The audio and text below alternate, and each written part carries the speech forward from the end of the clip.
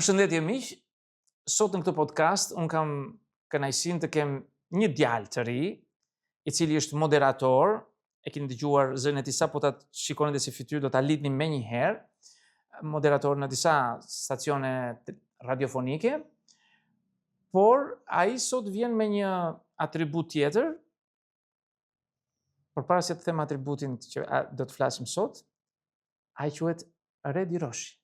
Ç'kemi? Mirë se më erdhe. Faleminderit për ftesën një herë dhe mirë se të gjeta.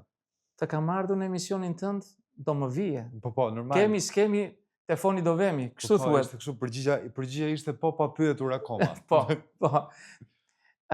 Sot unë dua të flas me ty lidhur me kreativitetin. Dhe është një temë shumë e bukur, në fakt. Dhe kemi shumë për të folur. Sigurisht, dhe koha juaj filloi. Çfarë të kuptojmë në përgjithësi me konceptin e kreativitetit? Çfarë kuptojmë? Me kreativitet zakonisht kuptojmë çfarë të pjell ty mendja në gjuhën popullore, siç është e thënë. Do të thënë çdo lloj mendimi që ti mund të kesh, çdo lloj alternimi të situatave. Nga një anë edhe për shembull këta njerëzit që janë shumë overthinker, që i mendojnë gjërat më shumë se ç'duhet, kreativ janë dhe ata. Se arsyeja pse fillojnë kalojnë në overthinking, pra në mbi mendim, është sepse fillojnë edhe imagjinojnë skenare nga më të ndryshme të cilat nuk 99.9% nuk kanë për të ndodhur kurrë. Pa ajo është pjesë e kreativitetit dhe kreativiteti na ndihmon edhe të nxjim jetës vetes, po gjithashtu na ndihmon edhe që të arrijmë dhe në disa gjëra të tjera. Që nxjim dhe të tjerëve, sepse kjo është ajo që duhet të bënin dhe kjo është ajo që duhet. Po. Kanë ekzistuar njerëzit kreativ në shoqëri të ndryshme. Se po mos ishit njerëzit kreativ, nuk do ishim këtu ku jemi, apo jo? Po, nuk do kishim koltuqe të bukura.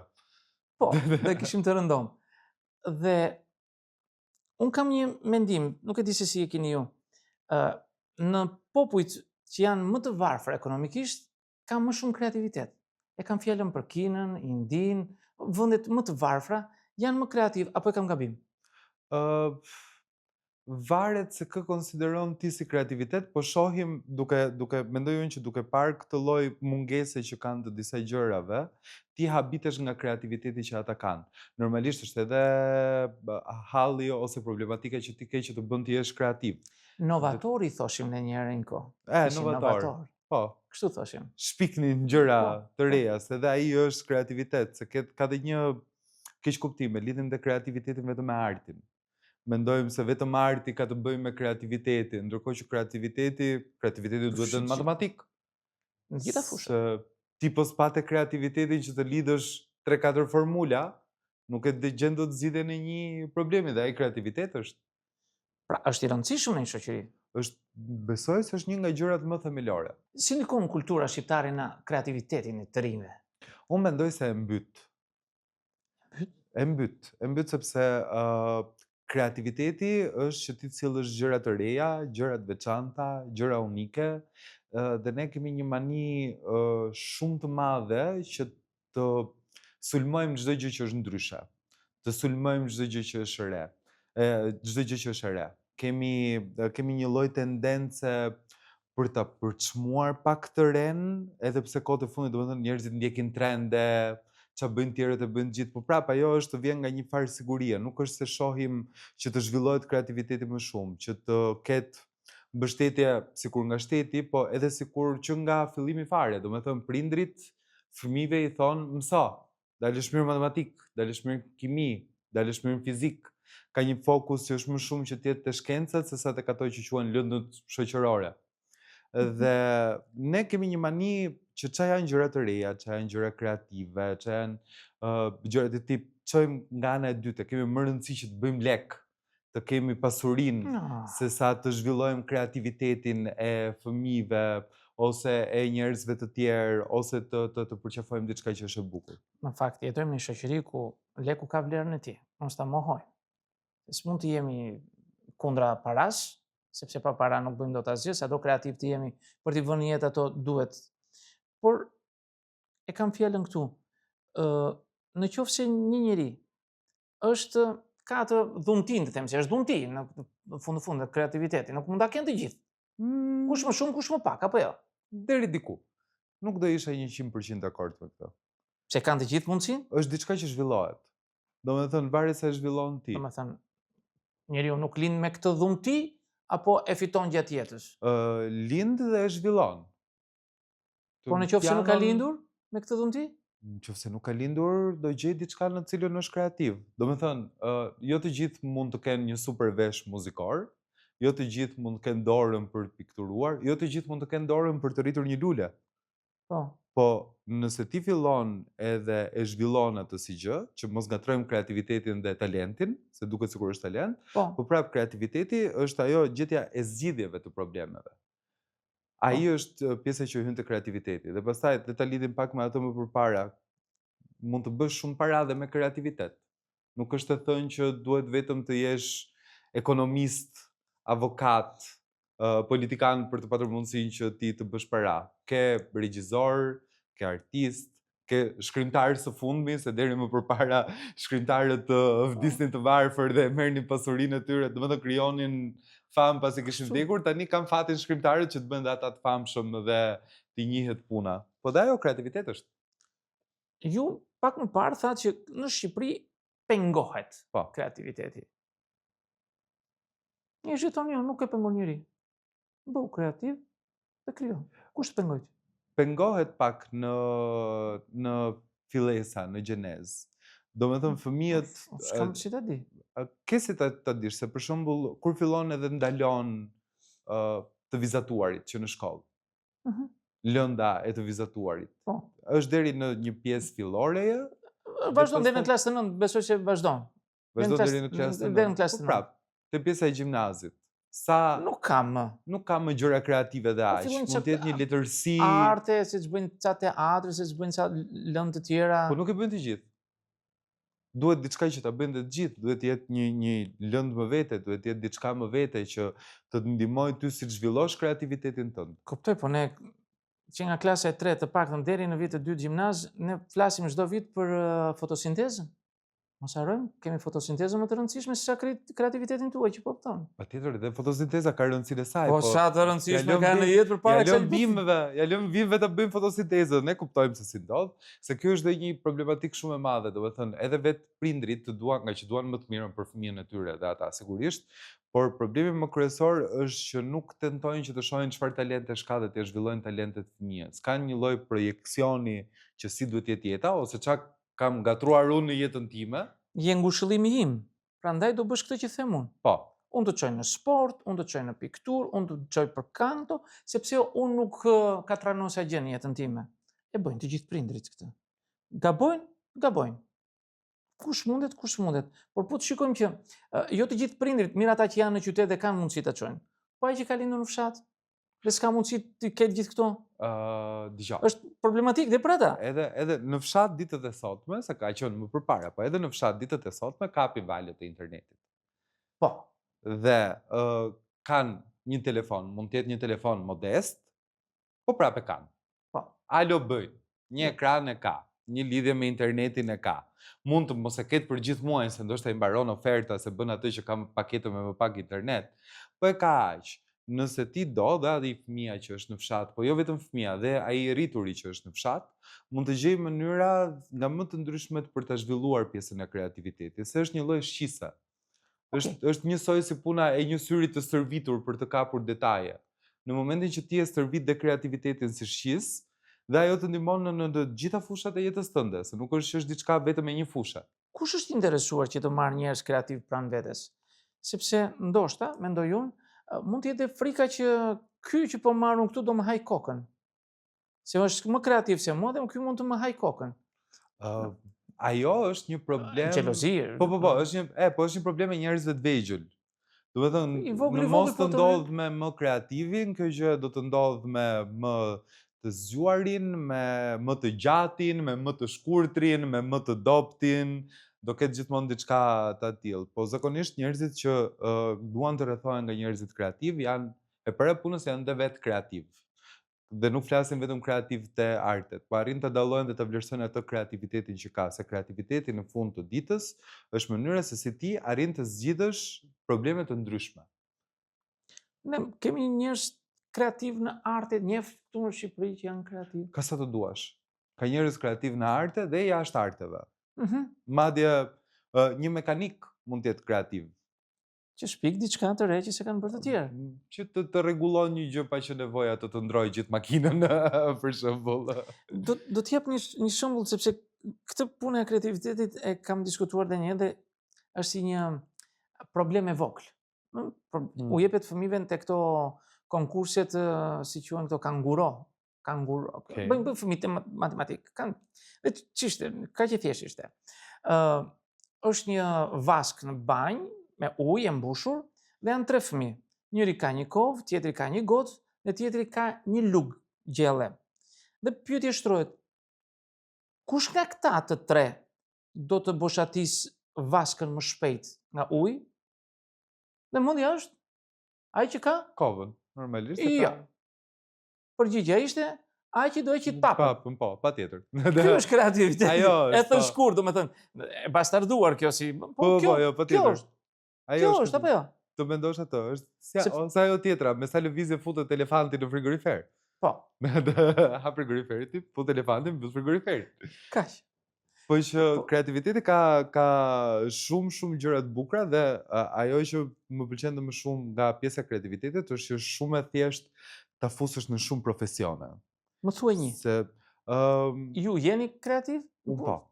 Për shembull, më thuaj disa gjëra ose po ke të zoshme, më thuaj një. Po ja, për shembull, unë tani jam futur shitjeve. Po bëj një pozicion pune që ka të bëjë shitje online, po. Jo, shitje në terren. Shitje në terren, veç punës së radios. Dhe çfarë sheh zotrote se s'na ke thënë këtu? Dermokozmetik. Shumë mirë, s'ka rëndësi. Dhe kreativiteti, domethënë edhe në kreativiteti duhet shumë në shitje, sepse normalisht ti duhet të jesh sa më kreativ, sa më shpejt që personin që ke përballë, si t'ia gjesh mënyrën se si e do që ti trajtosh bisedën që po bën, ose si t'ia shesësh produktin që ti tregton, pa u dukur sikur për t'ia shet. Kam një mendim. Ja shet më shumë femrave, besoj, se ato janë më të interesuara. Jo, ato janë më shumë farmaciste. Po, femrat. Fola për gjini, nuk fola për. Po. S'ka rëndësi. Jo, me që unë kam punë me farmacit, edhe prandaj atyre. Unë pa e ditur se çfarë punë bën, çfarë ushet farmacin. Jam i sigurt. Shumica po. Përgjigjen e kësaj do ta jap kur të mbarojmë. Ç'i ndodh? Ç'i suksesshëm. Okej, në rregull. Do ta them nga ana psikologjike pse ç'i suksesshëm. Okej. Dhe si do ta shtosh më shumë do ta them unë. Nuk ja u them juve. Ju po dëshironi do vini vet. Siç erdhi sot. Ja vlen. Ja vlen. Deri në çfarë mase quhet kreativitet? Mund të jetë më mirë ku nuk quhet kreativitet. Po mirë, ashtu. Kreativiteti s'ka mas. Besoj nuk do quhet kreativitet, po të jetë thjesht një riciklim ideje. Domethënë thjesht të marrësh diçka e cila është gatshme, është e bërë nga diku dhe ti ndrosh emrin. Ai nuk është kreativitet, ai është pastaj riprodhim, që ti riprodhon diçka që ka bërë dikush tjetër dhe nuk është se duke sjell diçka të re tek ajo gjë. Se edhe sikur një modifikim të vogël ti kesh bërë, prap hyn te kreativja, po thjesht riprodhosh diçka që e ka bërë dikush tjetër dhe ti ndrosh emrin, ai nuk quhet kreativitet. Po kreativiteti për mendimin tim është diçka që nuk ka limite. Domethënë limitet ja vendos vetë kreativitetit tënd, deri ku do që ta çosh atë gjë. Po sa më shumë ta çirosh veten nga komplekset, aq më shumë e çiron. Jam i sigurt nga ata që po na shikojnë këtë çast, janë mes dy dilemave, të shpikjes dhe kreativitetit. A mund t'ja sqarojmë më saktë se çfarë është shpikje dhe çfarë është kreativitet? Ju e përmendët pak rëshqanthi atë më përpara, por shpikje është kur unë shpik diçka që nuk ka qenë ekzistent, që nuk ka ekzistuar më parë, dhe tani e risjell në. Ndërsa kreativiteti ka të bëjë që unë e shtyj më tej këtë që ka qenë, e çoj në një nivel tjetër më të lartë, më të përparuar, më të suksesshëm. Jemi në rregull? Po. Përkufizove shumë bukur. A e lum si unë. Ju thoni që kush mund të jetë më interesuar për idetë kreative? Ka, sipas te, në njohuritë tua, është dikush në botë apo dikush që merr këto ide kreative? Unë kam dëgjuar se, nuk e di me të dëgjuar e kam, ndoshta e kam dhe gabim, Izraeli ishte më i përparuar në këtë fushë. I merrte idetë e të këtyre njerëzve, madje hidhte edhe para për ta vënë në jetë. Nuk e di kush tjetër mund ta ketë në botë këtë. Me të dëgjuarit, nuk e di sa e vërtet. Shiko, azetikët janë shumë. Ajo që thamë. Po. Azetikët janë shumë të kjo pjesa e kreativitetit, madje ata e kanë dhe kulturën e tyre të lidhur shumë ngushtë me kreativitetin dhe me filozofinë e inovacionin. tyre. Po, Japonia për shembull është 20 vite para me çdo gjë, si me teknologji, si me modën, si me konsumin e përditshëm të gjërave. Me që jam te kjo fusha dhe e dermokosmetikës, për shembull ata kanë shpikur tani që ti nuk ke nevojë më për kremra për të vendosur SPF-n që të bërë nga dielli. I kanë peceta, nxjerr një pecet si të jetë farsolet që ti fshihesh dhe me atë e përhap në për lëkurë dhe as bëhet pis, as gjë dhe ke mbaruar punë. Ajo është kreativitet, se ka sjell një Diçka më të thjeshtë për ta bërë jetën më të thjeshtë dhe jo të ndërlikuar. po, Kjo është, të bëjmë jetën më të thjeshtë. dhe më të bukur. Se dhe kjo piktura që është këtu nga mbrapa për shembull, ka patur shumë kreativitet personi që e ka bërë. Dhe ka patur shumë talent, po sa ndryshimi jep dhomës? Do të ishte gjitha thjesht pikturat. muri i bardh, të gjitha, se atë po shoh fund tani po. Po. I jep një ndryshim total. Është Dhe një ajo është ç'a bën kreativiteti dhe prandaj e bën dhe jetën më të bukur. Piktorin do ta ftojmë pas disa podcasteve të tjera, sepse tani po punon për një rekord Guinness. Oh wow. Wow. Është një miku im nga Durrësi, Bajram Sallaku quhet. Okay. Është pothuajse në moshën time, por është shumë i talentuar. Besoj ai duhet kishte thirrur atë për kreativitetin ndoshta. Jo, ai do vi, sigurisht do flas për pa do të si thua seria 2. Okay. Kreativiteti 2.0. Kur e kuptove se kur e ndjeve që je kreativ? Ma thanë të tjerët. Unë nuk e kisha kuptuar. Sepse ishte pjesë e jotja. Do të thënë, më duke si një gjë normale, gjëja që bëja unë, vazhdoja punën. Çfarë bëje për shkak? Atë periudhë kam pasion në televizion, kam pasion te InTV-a, që ka qenë eksperjenca ime e dytë në media. Dhe normalisht puna kishte ato sfidat e veta, ishte pjesa e logjistikës, dhe mua nuk është se po më duke sikur po arrija të bëja diçka shumë kreative. Dhe tentoja, përpiqesha, punoja, ka qenë një shkollë për mua më shumë se sa një vend pune, se mësova montazhin, mësova si xhirohet, mësova si flitet, si qëndrohet para kamerës, e gjitha këto gjërat, edhe faktikisht ka qenë në fund fare kur do shkëputesha, në momentin që dash dorëheqjen, që edhe drejtoresha e televizionit të kohë, Gracela, më tha që ti ke talent për copywriter, dhe ke talent për të shkruar dhe ke këtë pjesën e kreativitetit, kështu që zhvillohu te kjo pjesa. Dhe mua më duket se mua personalisht më duket sikur gjëja që bëja unë është një gjëra normale që mund të shkonte në mendje kujtdo për ta bërë atë gjën, por me sa duket kishe lënë gjurmë. Po, fakti që i zgjidhja problemet shumë shpejt, kur kishte diçka që nuk shkonte, arrija të gjeja një zgjidhje, aty e kuptova dhe Je punëtor? Kam qenë. Apo je dembel? Kam qenë punëtor. Tani jam dembelosur pak. Po, e di pse ta bëra këtë pyetje? Se është një mendim që sa më shumë dembel ti jesh, aq më kreativ je. Për të arritur gjërat më shpejt. Nëse tjetri lodhet me punë, ti do të arrish në rrugë tjetër. E ka thënë Steve Jobs, nëse nuk gabohem, që merr njeriu dembel. Mua dëgjoj ai dhe tha ai. Po. Se është kreativ dhe ai merr nga mua shumë. Po, nuk është e thënë, njerëzit kreativ nuk janë dembel, është një perceptim i gabuar që është bërë. Njerëzit më punëtor që kam njohur kanë qenë njerëzit më kreativ që kam njohur. Se kur i kap ajo vala e kreativitetit të tyre dhe aq më tepër kur ajo gjë që ti e ke në kokë arrin të marrë formë fizike, ai është një lloj karburanti që ata e kanë dhe që i jep akoma dhe më shumë forcë. Domethënë, njerëzit punëtor që bëjnë punë të zakonshme, vinë një moment që lodhen edhe zaurohen edhe thonë, u kam punuar 8 orë, nuk do vazhdoj të punoj edhe orën e 9. Ndërkohë njerëzit kreativ kanë qenë ata njerëzit që 72 orë nuk kanë fjetur gjumë, nuk kanë ngrënë bukë, i kanë kujtuar të tjerët që të pinuj, se ai zjarri që kanë pasur dhe ai pasioni që i ka ardhur, i ka bërë që të shkojnë atë kilometrin ekstra për të arritur në mbylljen e asaj punës. Zot Roti, sa ditë ke ndajmë pa bukë, sa ditë ke ndajmë pa ujë? Ka ndodhur? 36 orë. Të shkuara. Faleminderit. Dhe çfarë shpike në fund? Çfarë krijove në fund? Çfarë rezultati? Do ishte një produksion i jashtëm që po prodhonim diçka dhe kishim ca ditë xhirimi intensive dhe ndërkohë po merresha edhe me diçka tjetër ekstra asaj. Kam qenë diku te 21 vjeç dhe kam pasur energji atëherë, kështu që 22 lyje tani ti sikur u jetë bëna. kanë kaluar nga atëherë të plot 13 vite, kështu që Jo, unë e 22. diun që dukem kështu i ri, po. Po. Tani që ke gjur dhe syzet i Po, bërë po, tinja të shtohen. Po s'ka, ato janë më trendy. Ja shko si janë bërë unë. Jam më të Silver rejtës. Foxing, si George Clooney, edhe pse ai tani bëri flokët e zeza, po. I thash mos i bëj.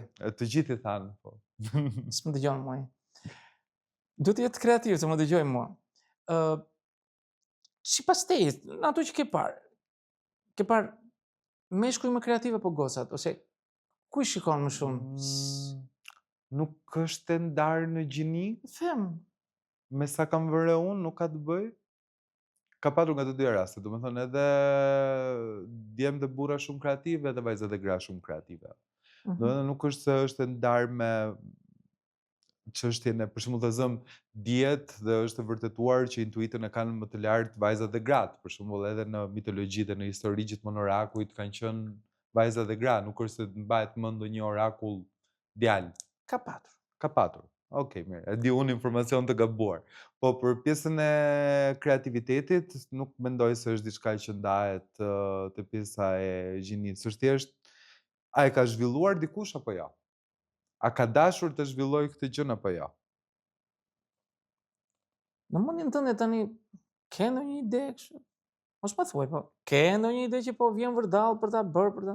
Apo kreativiteti ti quan kur ke një person përpara ose qoftë edhe një shitse të thjeshtë, qoftë po themi një farmaciste, që ti do t'i shesësh atë produktin tënd, po siç e bëre tek dyqani tjetër nuk e bën tek kjo tjetra. Dhe kjo quhet kreativitet për ty, do me thënë që e merr kalan nga brenda me rrugë të tërthort. Kjo mund të quhet apo aftësi komunikimi, do të thosha, dhe jo kreativitet. Ti bëre jetën tënde më të lehtë për të arritur qëllimin tënd, po s'bëre jetën tonë. Atë se diti? Jo. Ndoshta e bëra. Mund të kem bërë atë farmacisten e lumtur edhe kur vajte ti të dha ilaçin e duhur, nuk të dha një të gabuar? Se bisha ka jo. Jo, nuk padet të kësaj.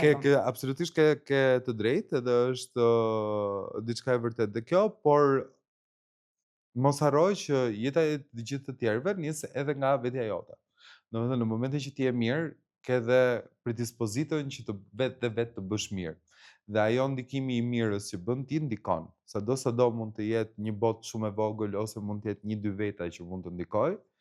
Pra, është më mirë ta nisësh nga gjërat vogla, se sikur të gjithë të tentonin që të bënin veten e tyre çik më mirë, veten e tyre çik më të lumtur, po jo me gjëra si përfaqësore, se nuk është të thënë që ti je mirë dhe ti je i lumtur duhet kesh me se s'bën para, sepse në ditët e sotme aty në atë përkthehet, patjetër parat duhen, nuk është se s'duhen, nuk është se jemi antikapitalizëm komplet. Absolutisht, po nuk është se është çdo gjë. Okej.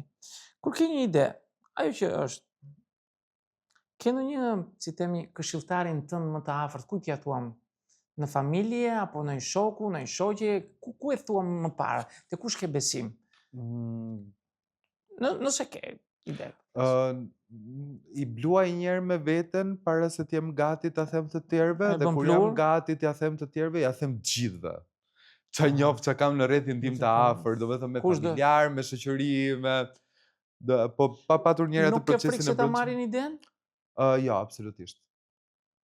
Është të mendosh që po të vjedhin idet ose po të marrin idet, mund të tentojnë, po kur një ide është e jotja dhe genuine, ashtu siç ti ta zhvillosh dhe ta bësh. Ekziston një mit, ndoshta i vërtet, ndoshta i pavërtet, po ekziston, thotë derisa të bëhet realitet, ideja jote mos ia thuaj njeriut. Është edhe kjo, e kam dëgjuar shpesh, ka dhe njerëz që besojnë shumë këtë gjë, po mendoj se është thjesht që humbet pak nga magjia që ka gjëja kur ti edhe flet dhe me shumë njerëz. Ose ti kënde ty interesi dhe ndërkohë e ke folur dhe mbahet mend ajo gjëja, po nuk e besoj se ka të bëjë shumë ajo ta mallkosh në thonjza. Okej. Në qoftë se ke një ide, dhe zakonisht tani po hyn si fuqishëm, po mendoj unë që ChatGPT-ja po i ndihmon njerëzit për të konkretizuar disa nga idetë e tyre. Mirë apo keq, ke kërkuar ndihmë në ChatGPT? Ua, po.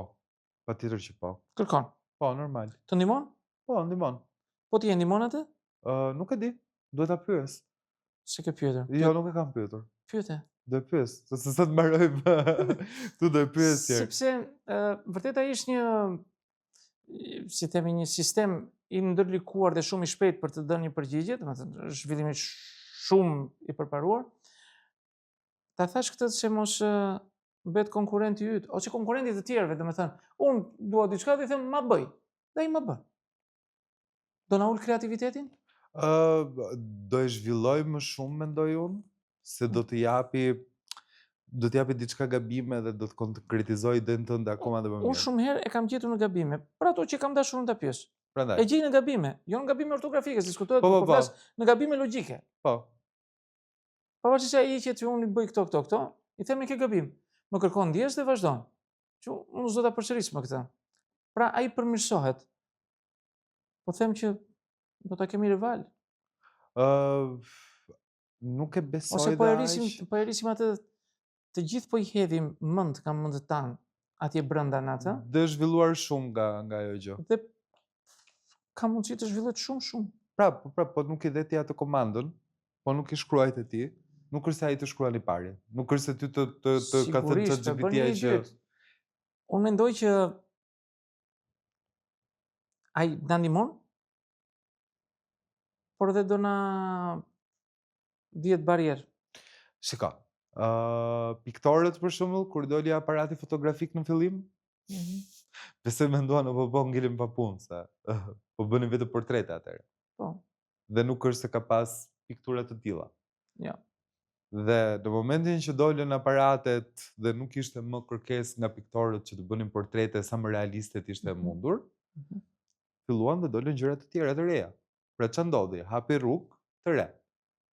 Patjetër ka dhe piktorë që mund të bëjnë një portret, por shumica kanë vendosur që të dalin pak nga ajo korniza dhe të eksplorojnë gjëra të tjera që ka sjell kreativiteti. Ndoshta me ChatGPT-n mund të jetë e njëjta gjë. Fëmijët e vegjël si mund t'i fusim ose si mund t'i nxisim që të jenë më kreativ? Çfarë duhet të bëjmë sipas teje? Ti pyesësh sa më shumë. Ti bësh sa më shumë pyetje. Nëse nëna dhe babai nuk e kanë atë aftësi për t'i pyetur, sepse nuk janë të gjithë prindrit njësoj, mos themi atë. Ata bëjnë prind, por nuk do të thotë që janë edhe me njohuri të plota ose janë, nuk bën prind për arsye të ndryshme biologjike etj. Po. Këta fëmijë, kush mund t'i pyes? Në shkollë nuk pyeten. Pyeten për simte sepse ka kurrikula, do të bëja porë mos i morë mësuesja, do të bëj këto dhe këto dhe këto.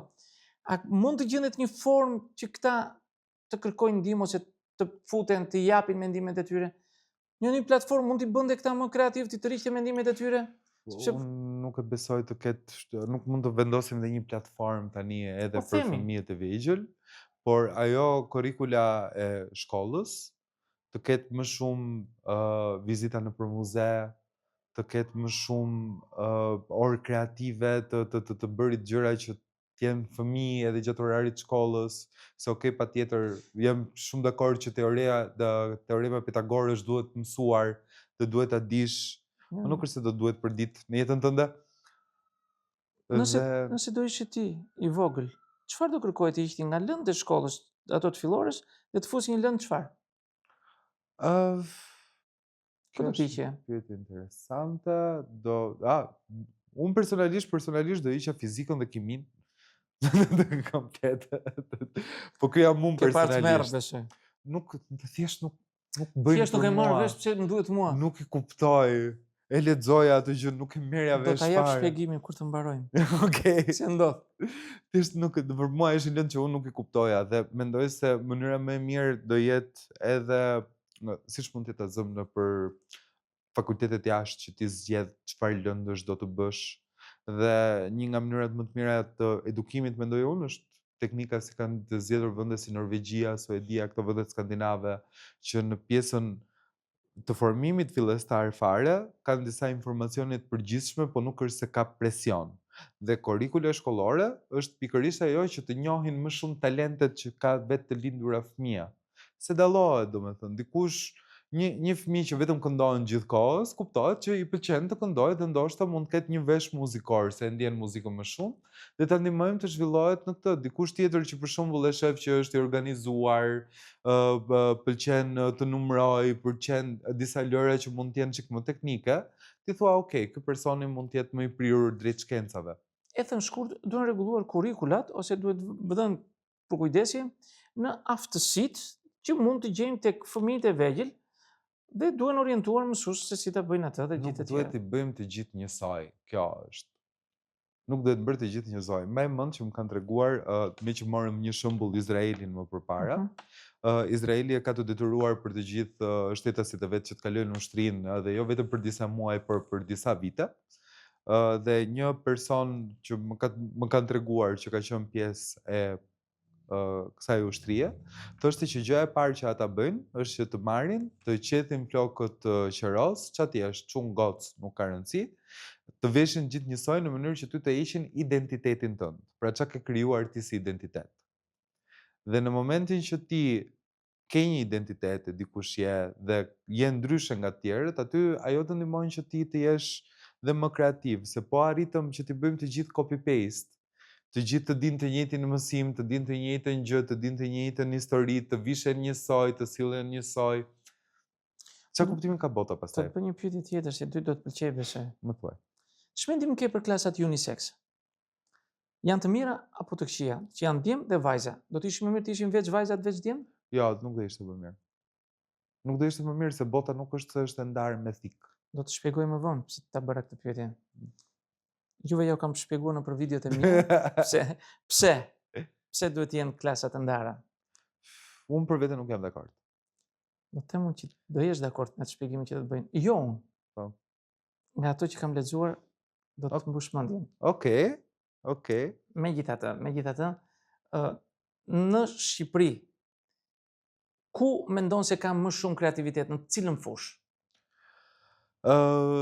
Deri tani, me sa kam parë unë, në kinematografi ka deri diku, po marketingu është ai që ka pjesën më kreative, nga që kam parë unë në industri të ndryshme. Domethënë, të paktën që janë për agjenci të ndryshme marketingu, shoh që kërkesa për gjën e re, për gjën më kreative është shumë më e lartë. Pasi normalisht edhe nëpër këto agjenci janë biznese të ndryshme të cilat vinë edhe plasin kokën që të kërkojnë gjëra të reja, si të titin sa më shumë njerëz, dhe është vetë lloji i industrisë që është i ndërtuar në atë lloj mënyre që kërkon çfarë është gjëja më e re, çfarë është gjëja më e mirë.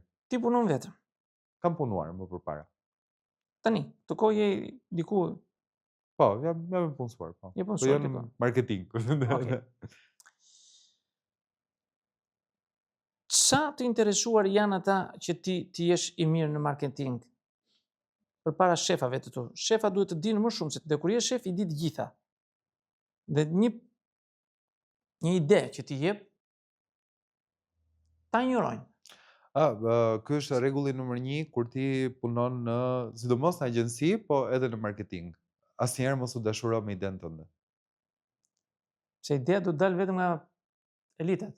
Jo, nuk ka lidhje se ideja ka përdalur nga elita, po do ndryshohet një gjë, do futet dikush, do bëhet diçka, dhe ajo ideja do t'i tërsohet. Sepse normalisht edhe ti kur ke një ide të caktuar janë 1, 2, 3 gjëra për shembull që nuk i ke menduar tek ajo ideja jote, dhe vetë ideja jote fillon edhe zhvillohet dhe plotësohet. Domethënë dhe nga kundërshtit që mund të kesh, se mund të kesh për shembull një problem ligjor që nuk e bën dot atë gjën që ti kërkon, se ka dalin shumë gjëra, kupton, nuk është të thënë që e prori është ai që thotë që të rrezon iden. Janë dhe njerëz janë në një nivel me ty, që janë departamente të tjera që shohin diçka që ti nuk e ke parë, siç e thash rasti ligjori për shembull, që nuk të lejon për të bërë diçka sepse bie në kundërshtim me anën ligjore dhe do hapte probleme. Si gjë. Redi, do të thosha që të gjitha këto që the janë të bukura dhe njerëzit sigurisht kanë nevojë dhe për të tilla biseda, por doja të thosha si mund t'i nxisim të rinjt, edhe moshat e tjera, për të qenë më kreativ. Në qoftë se ata kanë mendime kreative, ku t'i zbatojnë, ku t'i drejtojnë, ku t'i adresojnë. Kjo pastaj është është fushë e madhe. Kjo pastaj është ideja thjesht të mos demoralizohen dhe të vazhdojnë atë kreativitetin, se joja është majgjues të Po gjithë. kur të thonë ike nga trut e kokës, që janë këto që bën? Që ta thonë? Po shumë mirë. Ndoshta ike nga trut e kokës për atë momentin dhe të duaj ajo e ikura. Po dhe të çmendurit kanë bërë mrekullira në botë. Është e vërtet? Unë e këtë jam. Po të jesh në rregull nga trut, se edhe ti ke qenë në radio dhe unë kam qenë në radio. Kush flet me veten për 2 orë rresht? Unë prandaj ike. Kupton? Po. Se je ti para një mikrofoni, nuk ka asnjëri aty vërdall, mundësisht dhe ai personi që është te teknika është duke nitë telefoni vet, as nuk po të dëgjon fare se çfarë je duke folur ti, po ama mund të jetë një njeri diku nëpër Shqipëri, i cili ka nevojë të dëgjojë atë gjë që ti je duke folur. Dhe ndodh që të bëhesh kreativ, qoftë nga një libër që lexon, qoftë nga një aforizëm që lexon, qoftë nga një këngë që dëgjon, qoftë nga diçka rastësore, dhe ty tak të bëj atë klikun dhe të bësh mrekullin. Kështu mendoj unë kreativitetin. Ai është. Dhuntia për të bërë atë që se ka bërë të tjerët dhe ta bësh jetën tjerëve më të bukur. Redi, të falenderoj shumë që të kisha këtu sot. Ishte kënaqësi që të kisha. Gjithashtu. Dhe do të ftoj edhe herë tjetër. Okej. Jo për kreativitetin. Okej, po çka e arritur me kreativitetin. Okej, jo, aty do të them jo, nuk vi. Miq, duke falendëruar dhe Redin, duke falendëruar dhe ju që ndonjët me ne, këtu po e mbyllim, duke shpresuar të na ndiqni në podcastet e tjera. Deri në podcastin tjetër, mirupafshim.